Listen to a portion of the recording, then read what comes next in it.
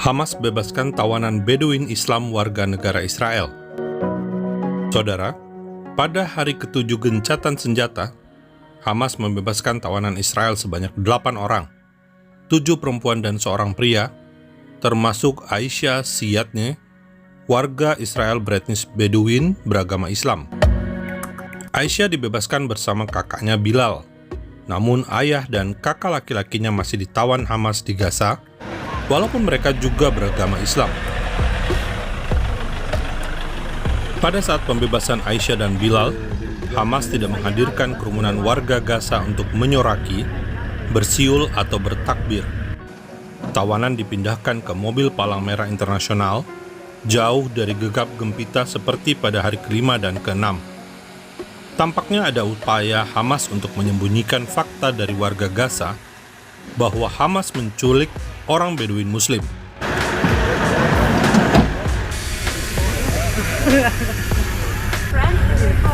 Aisyah dan Bilal serta 4 warga Israel lainnya yang diserahkan dalam kesunyian dan dalam kegelapan malam, jauh dari ingar-bingar sorakan pendukung Hamas.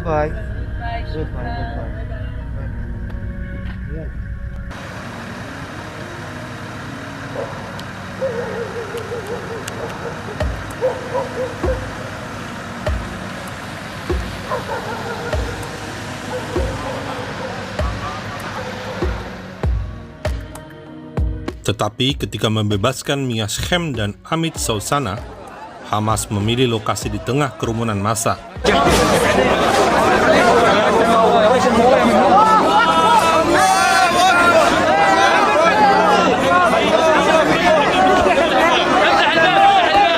Dua warga negara Israel itu dijadikan tontonan oleh warga Gaza yang bersorak, bersiul, dan bertakbir, merayakan keberhasilan Hamas menculik warga sipil dan menahan mereka di Gaza di bawah todongan senjata dan tanpa akses oleh Palang Merah Internasional yang seharusnya dimiliki oleh seorang tawanan perang. Saudara, jika Anda perhatikan teroris yang memakai ikat kepala berwarna putih ini adalah sayap militer Hamas Brigade Al-Qassam. Bisa disimpulkan Mia Shechem dan Amit Sousana ada di tangan mereka, bukan di tangan Hamas berikat kepala hijau. Perbedaan lokasi serah terima tawanan juga menunjukkan bahwa para tawanan warga negara Israel berada di lokasi yang berbeda-beda, sehingga menyulitkan operasi pembebasan tawanan. Ada dugaan lokasi pembebasan Mia Shechem dan Amit Sousana berada di kota Khan Yunis di Gaza Selatan, kota asal Yahya Sinwar, tokoh teroris Hamas. Hingga hari Jumat 1 Desember 2023, tentara Israel IDF memang belum melakukan operasi darat ke Khan Yunis.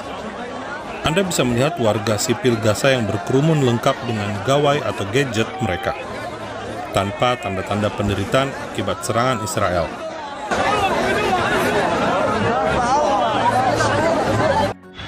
Just arrived. Yeah, I'm up.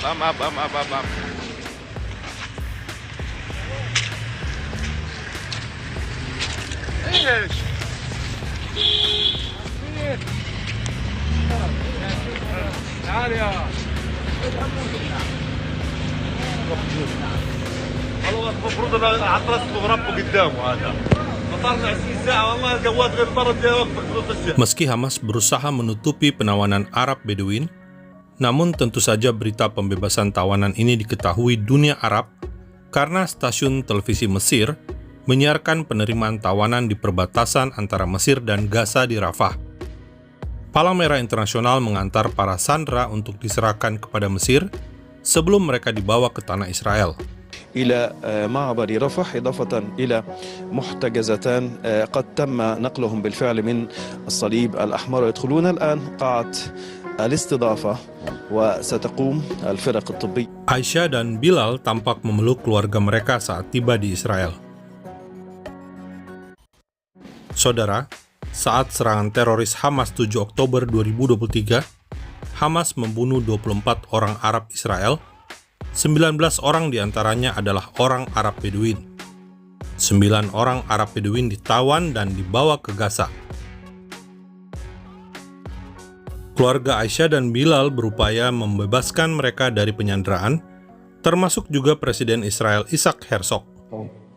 This is Aisha El-Ziadna, a young Arab Bedouin woman, an Israeli, was hijacked and kidnapped on that 7th of October.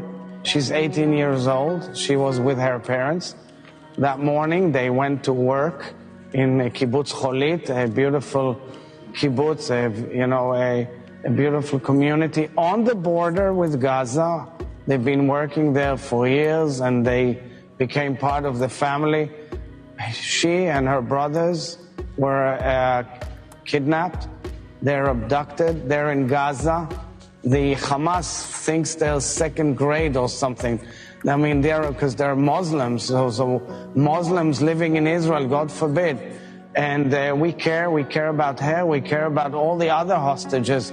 And we demand, we pray, we work. I'm raising this story because I want to explain the story of Israel. We're an equal society where Jews and Arabs live together in peace and harmony, despite many obstacles that are natural. And we care for our brothers and sisters no matter what their background is. And we demand their release.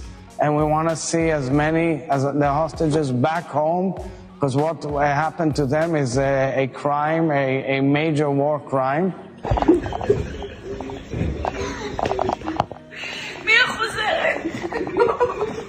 Saudara, ini reaksi sukacita Ibu Mia Schem yang mendengar kabar putrinya akan bebas. Ia sangat bahagia, apalagi saat akhirnya ia bisa memeluk kembali putrinya yang sempat ia saksikan dalam keadaan cedera tangannya pada video yang direkam Hamas.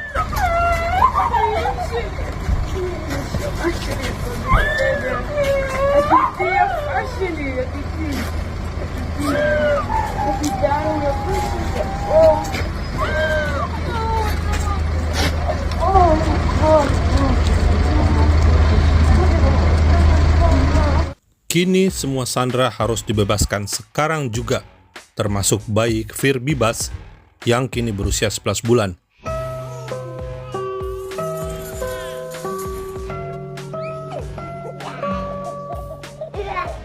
Bayi ini berhak tumbuh di negaranya sendiri Israel, di tengah orang-orang yang mengasihinya, bukan di antara para pembenci Yahudi dan Israel. Salam damai dari Fakta Israel.